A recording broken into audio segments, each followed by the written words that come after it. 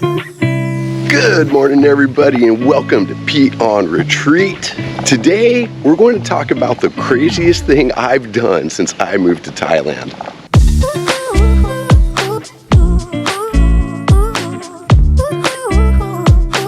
It's Saturday morning, February 17th here in Pratumnak, Thailand, and I'm filming a video that may never see the light of day. This last week in my life has been absolutely crazy. I had been planning on putting out a video this weekend all about Pratumnak, Pete's Guide to Pratumnak, something like that. It's a video I've been wanting to do for a while, but for a few different reasons, I never got around to working on it this week. When I returned to YouTube a few months ago, I vowed to do my best to put out at least one video every week. Tomorrow, our foundation has a donation that we're doing, and I've got a meeting tomorrow night, so if I'm going to do a video at all this week, I've got to do it today. The thing is, there's only one thing I could really think about talking, and I'm not sure if I want to talk about it on my channel yet. Honestly, I'm a bit hesitant about being this open about my life on my channel. Some of you probably have a clue about what I'm talking about. Last week, my vlog ended like this. I recently met a woman, and if I'm being completely honest, she's...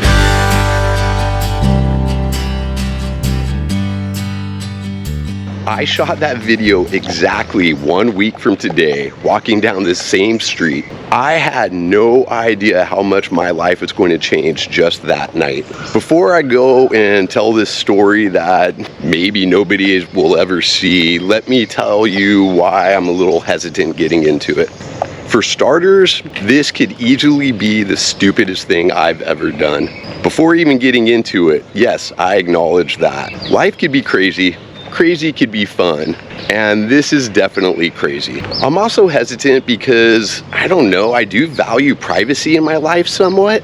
I've been pretty open on the channel in the past. I've talked about my struggles with mental health. I've talked about pretty much everything in my life. When it's come to the romantic side of my life, though, I've kept most of that pretty private, except for maybe mentioning some things here or there.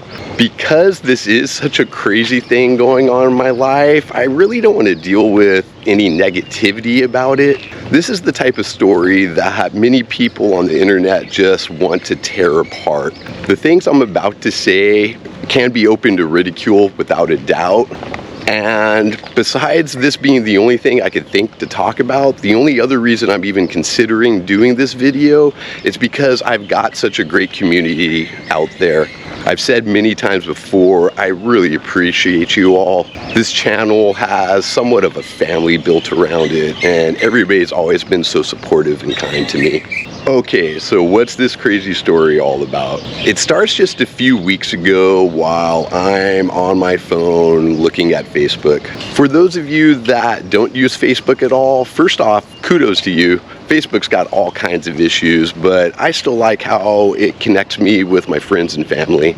Anyway, Facebook will often recommend friends for you to add. There's a bunch of algorithms that helps it do this, and it has to do with where you've gone and who you're friends with currently. A few weeks ago, I was on Facebook and a friend request popped up. We have several friends in common that work in Pratumnak. I had seen her around a few times, but I hadn't ever really talked to her. She always had a great energy around her and just seemed genuinely happy and positive. I said, what the heck? So I hit the friend request button, and she quickly responded and accepted my request. It's funny how a little decision like that, whether to send a request to a stranger or not, can change your life forever.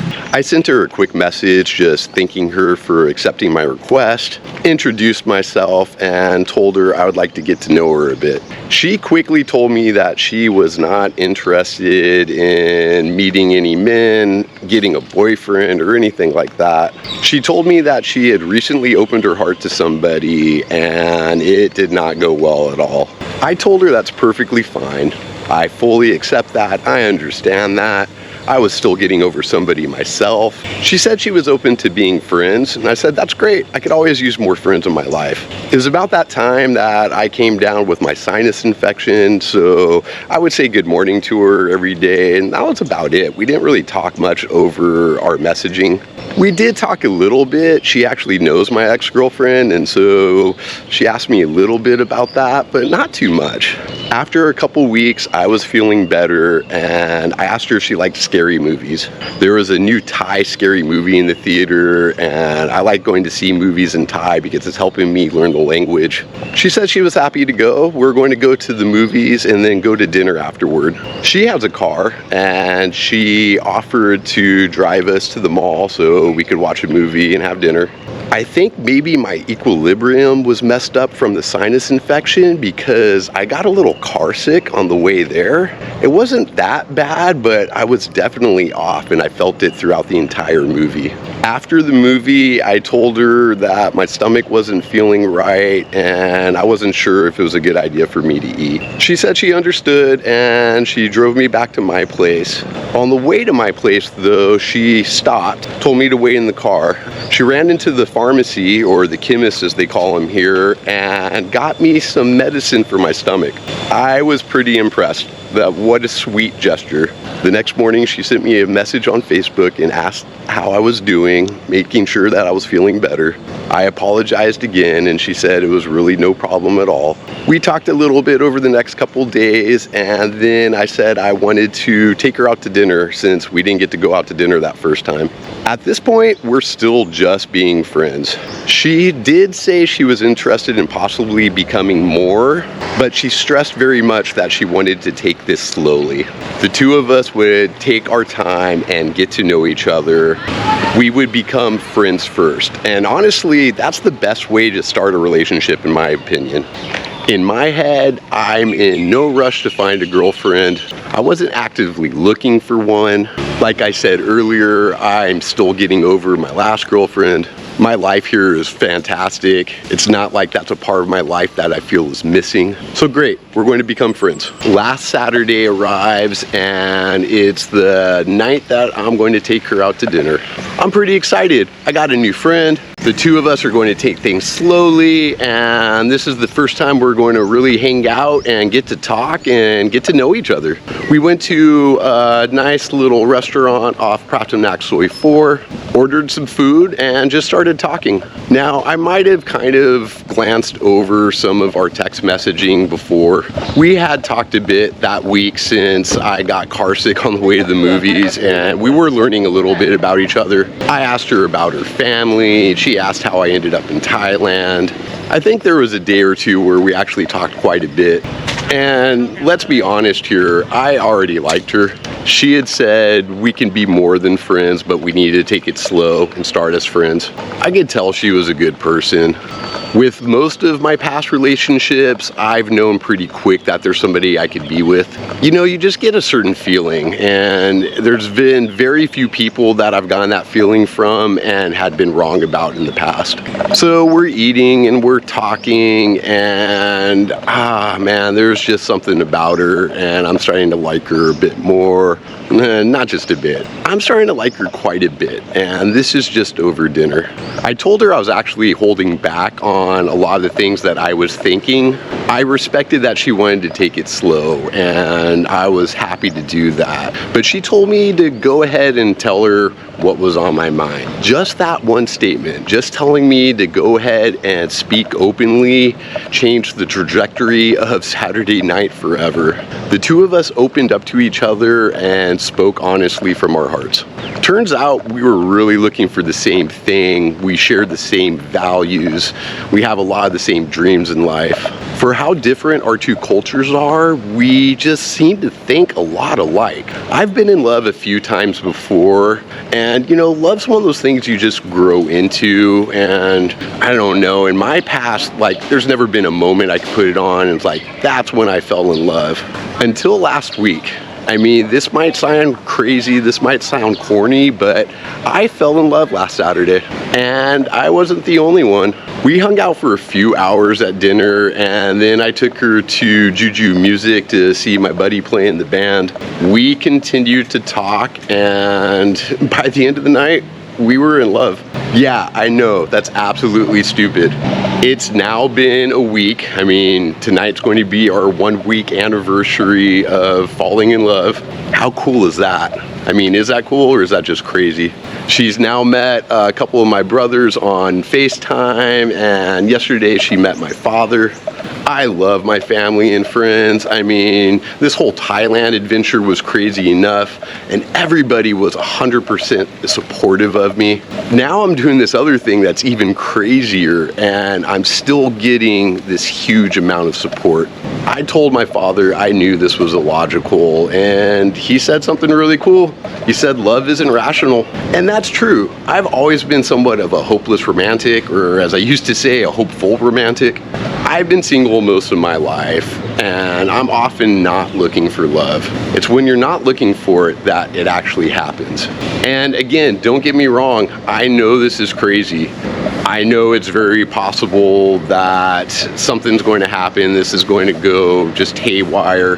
Maybe I'm lying to myself, but I feel like my logical brain has prepared me in case this doesn't work out. I feel like I'm not going to be overly devastated because it is so new. But at the same time, I am not questioning this at all. The two of us are jumping in both feet first, and we're going to run with this. This woman is possibly the sweetest, the kindest person I have ever met. She's everything I could ever ask for in life and more. She's incredibly strong, and knowing her story just makes me appreciate and admire her more. She's very smart, even though she thinks like I do. She's empathetic and just wants to be happy. Just having her in my life makes me want to be a better person. I'm sure many of you out there are asking right now, when do we get to meet her? Yeah, I don't know about that. I have a feeling that's going to happen, but for now, I'm not even going to mention her name here. For one, this is all still very new for us both. We're definitely talking long-term plans, and we want to go see Thailand together this year. Another big reason I'm hesitant to bring her onto YouTube is just how toxic this environment can be. Like I said before, my community, our community, this Pete on Retreat community is fantastic, and it's one of the big reasons I've come back to YouTube. I get a lot of love and support from you guys, and I've made a lot of good friends from this channel. I've always been very genuine on this channel. This is me, this is Pete, but I love this woman, and I'm going to do everything I can to protect her from anything negative out there. So yeah, she'll probably be on the channel at some point. We'll just wait and see. What I do know is that I am absolutely head over heels in love with her. Something happened over that dinner, and the two of us, however foolish it is, trust each other 100%. This morning I woke up possibly the happiest I've ever been in my entire life. She is absolutely amazing, and I am so very lucky to have met her and for her to have opened her heart to me. Yeah, like I said, I'm a hopeless romantic. I know this is all crazy. Oh, wait a minute. I haven't told you all the craziest part yet. As some of you may have guessed by now, my girlfriend and I are...